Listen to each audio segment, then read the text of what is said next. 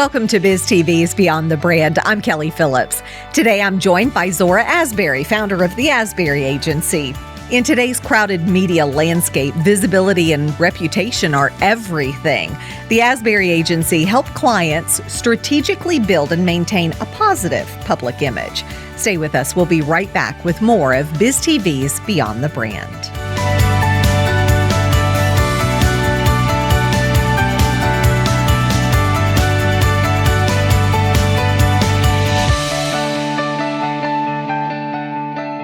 In today's crowded media landscape, visibility and reputation are everything.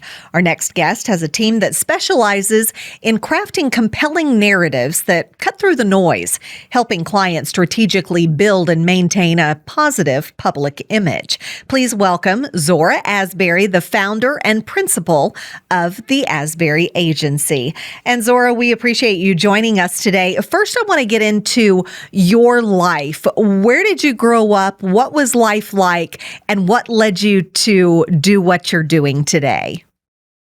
Well, Kelli, thank you so much for having me here on BizTV. I am from Austin, Texas, so I'm a Texas girl born and raised.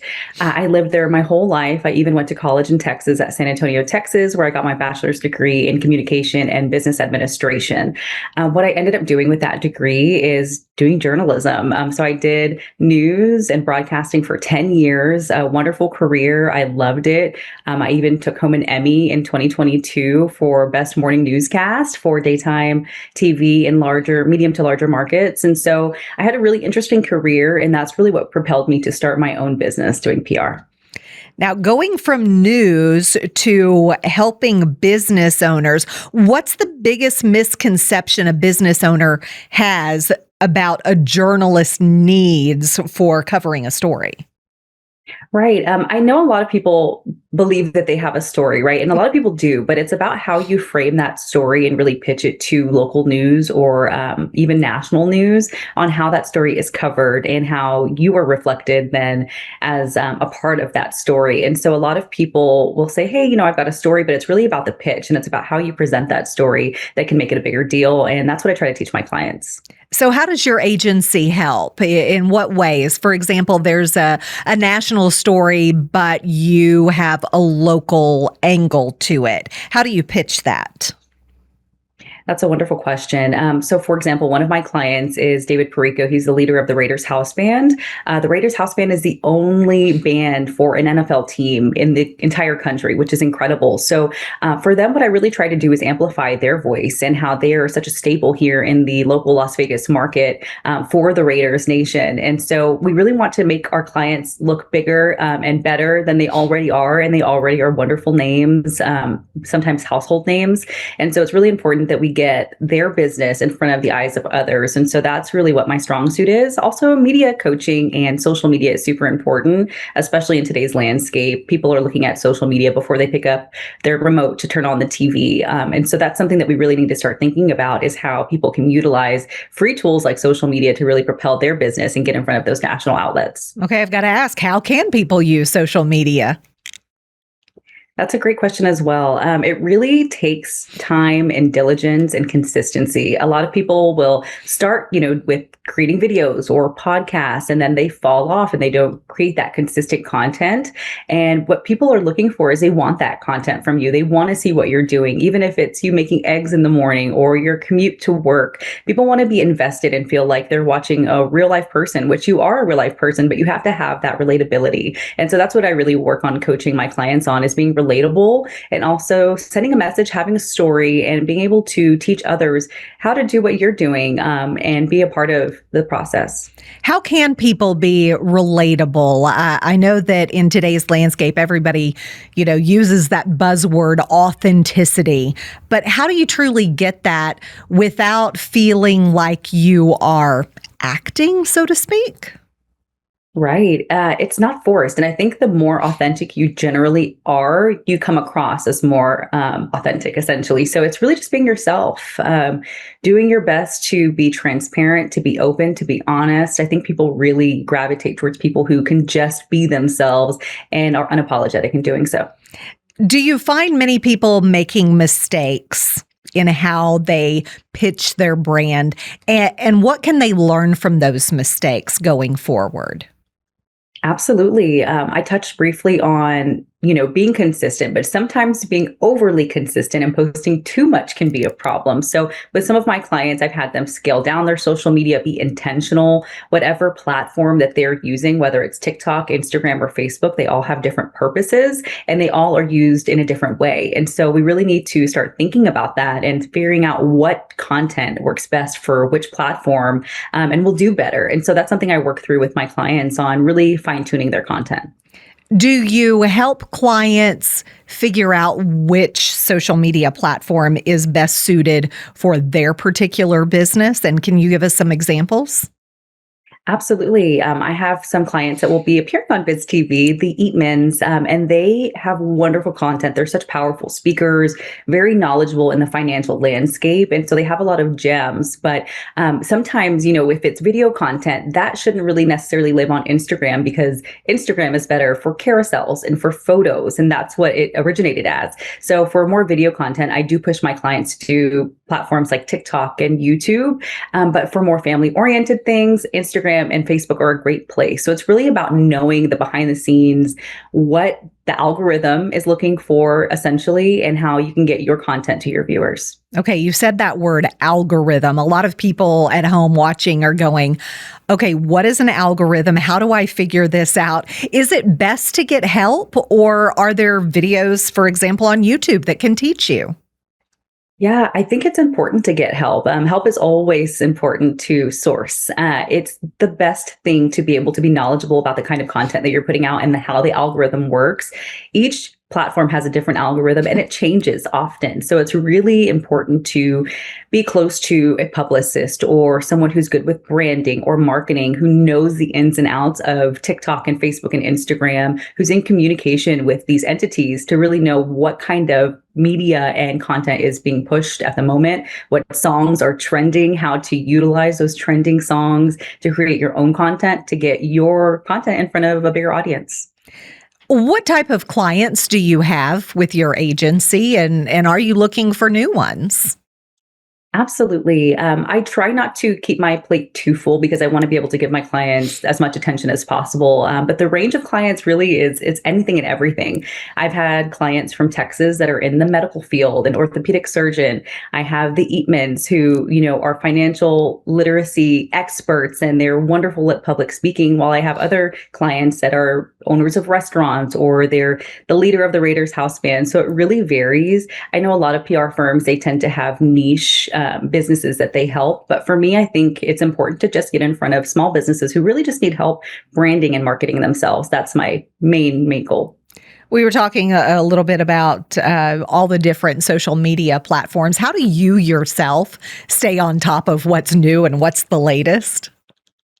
That's a wonderful question as well. It's really being fully immersed in social media myself. So I have an Instagram where I have 11,000, close to 12,000 followers. Although my following is not big, I still am able to utilize it to really push my own brand, because if I push my brand successfully, that will help my clients with their brand as well. The more eyes I have on me, the more eyes I have on my clients, the more traction we can get. And so it's really important to just be out there and have a digital footprint. Coming from the world of news, you know that everything is fast-paced, and it's gone from appointment viewing to now you have news in front of you 24/7 with a thing called social media, if you want to call that news.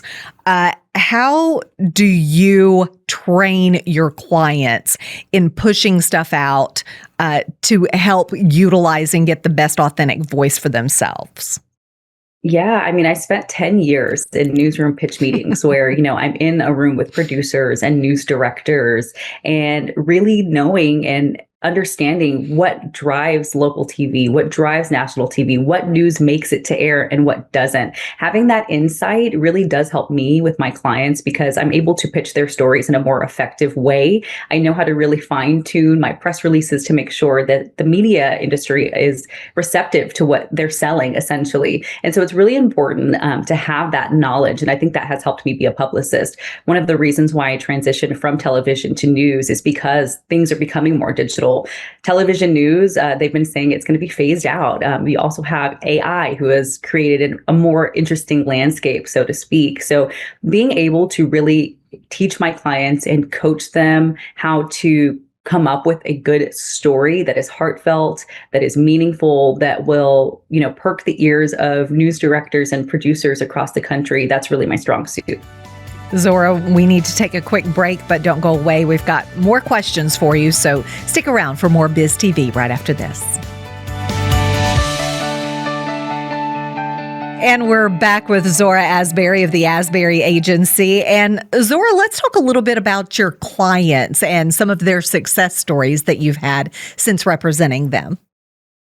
Right. One of my favorite clients to brag on is David Perico of the Raiders House Band. It has been amazing to work with him. And to be honest with you, he helped me with my transition from local TV news into starting my own business. He was my very first client. And so he asked me, and he kept asking me, Zora, I need someone to represent me. I need a publicist. I need someone to help me get out there. And at first I was so reluctant because I came from TV news where I was the person in front of the camera. So it really took a lot of learning to be able to be poised behind the camera, behind the scenes, and really make my clients the forefront. And so with David Perico, it has been so exciting to be able to get him on every single news outlet here in Las Vegas, helping nominate him for awards like the Best of Las Vegas, also getting him in magazines, in articles, radio interviews. And so it's been really exciting seeing my clients grow. The best thing you can do as a publicist is be your client's biggest champion and biggest cheerleader. And right now, David is seeing so much success as the leader of the Raiders House Band. That's amazing. There are a lot of businesses that they'll have a reporter show up at their doorstep. There have to be some do's and don'ts that you would recommend for businesses if they're interviewed on news due to your media coaching. Can you kind of go over some snippets with those who are watching? Absolutely. I was once one of those reporters who was knocking on someone's door and at their doorstep asking questions.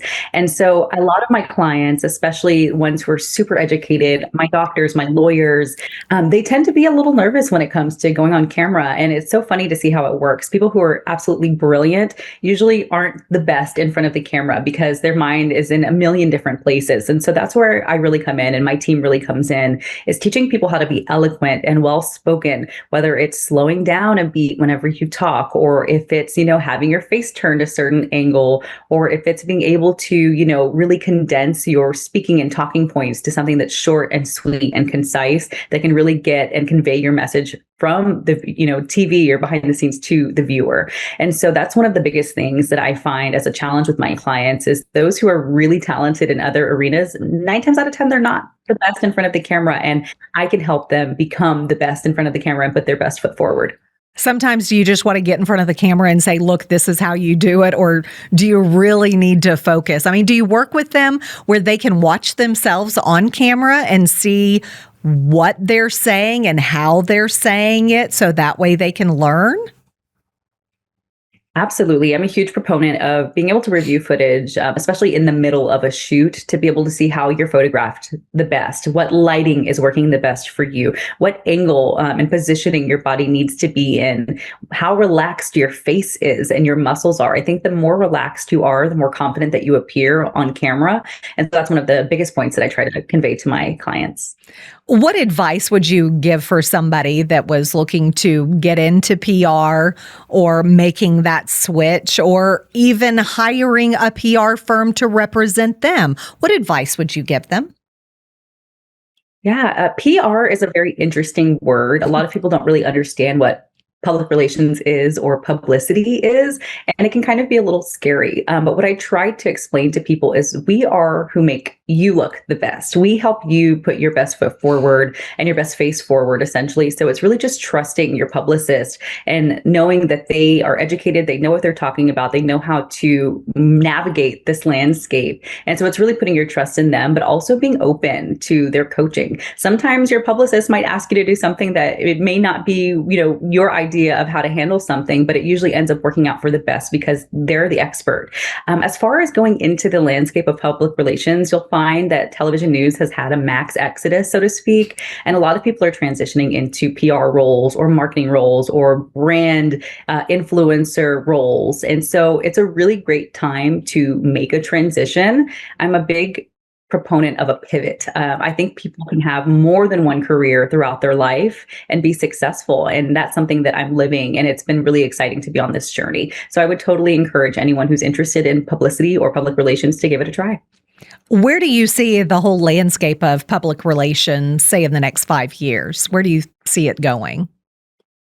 Yeah, I think media and public relations are an ever-changing landscape, and in 5 years, it could look much different. The days of the press release are not necessarily over, but there are different ways that I think publicists can outreach to outlets. With social media being such a huge tool, sending a press release to a news station isn't always going to get you the story. Sometimes it's going to be, really making those connections, networking with local journalists, networking with influencers, because influencers have become such a huge part of public relations as influencer marketing. So being able to make those relationships, create those bridges so that you can really push your clients is the best thing that you can do. How has AI either influenced or hindered PR? Yeah, I was very reluctant to jump on the AI train at first. And I find myself using it often in my business, not necessarily using it verbatim, word for word, but helping me flesh out ideas or helping me come up with something that can really help my clients or think about something from a different perspective. So I think really in the age of digital that we're in now, it's really important to embrace tools like AI instead of run from them. Now, we hear PR and then we also hear the word marketing. Are the two the same or are they different? They are different, but they work one and the same. You can't have marketing without effective PR and vice versa. You can't have successful PR without a little bit of marketing behind it. And so in the age that we're in with digital and with social media being such a huge tool and a free tool at that, it really is great to intertwine the two and to have strong marketing foundations, but also being able to push that marketing brand or that idea or that proposal to really make it bigger than what it is. So somebody who has a business and they're interested in getting help with their PR, how do they get in touch with you, find out more about your agency? Yeah, you can find me at zoraasberry.com. I am always open to free consultations to talk with people about their business goals and what they see for themselves. I think it's really important for them to really set the tone for what they want to achieve. And then I come in and I'm able to help them reach those goals. So if they wanted to possibly work with Zora Asberry and the Asberry Agency, all you'd have to do is shoot me an email at media@zoraasberry.com and I'll get right back to you. What if there's somebody out there going, I don't know if I need the help, but maybe I do. Can you help them answer that question as well? Or do you think everybody needs somebody? I think everyone does need somebody, especially in today's world. A lot of people have a wonderful brand, but they just don't know how to effectively push it or to be able to market themselves. A lot of people shy away from marketing themselves because they feel like it may be egotistical or they look like they're full of themselves, but really every single person is a brand in their own right. And how you position that brand is what can be the difference between, it can really make or break you essentially. So you really need to work on putting your best foot forward. And if that means outsourcing and hiring help, then that's what you need to do. All right, Zora Asberry, thanks so much for joining us today. We appreciate it and best of luck with the agency and continued success. Thank you so much. I appreciate you. Thanks for watching BizTV's Beyond the Brand. Be sure to subscribe to the BizTV YouTube channel, where you'll find full episodes of this show, fresh BizTV content, and a few surprises each week to help you stay inspired.